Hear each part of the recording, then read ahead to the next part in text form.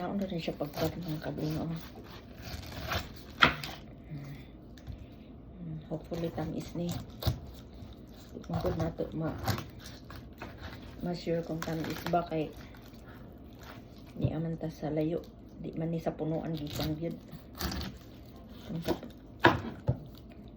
I don't know if this is sweet, but hopefully it is sweet. English ko kay naay nag-ingon nga dito sila kasabot sa kuha. Okay, what I'm doing now is cutting this pineapple. This is very easy to cut, just like that. Then like this,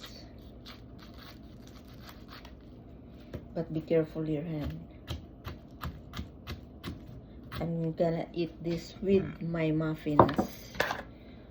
So yan, you see, very easy. And I learned this, how to cut this, from my Uncle Budoy.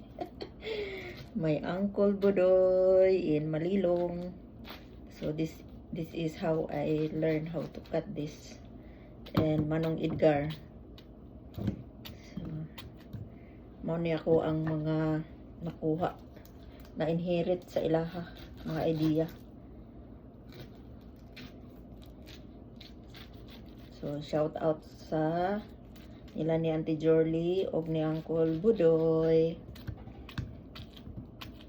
in Cagayan de Oro City, and other cousins and relatives. So anaon ni siya pagkat mga kabling. Pwede na kag wala kay chopping board. See, very easy and very quick. Dili na ka maglugit-lugit sa mata.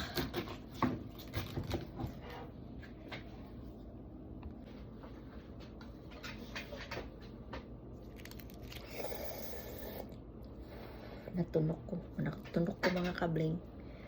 Pinya, another pineapple.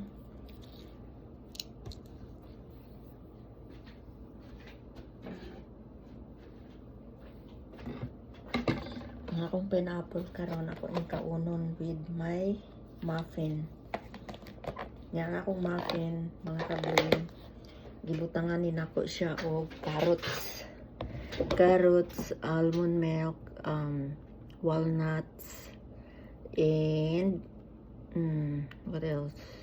Gibutangan ako siya og turmeric, o butangan pa gid unta nako siya og broccoli, pero wala na lang nako butang broccoli.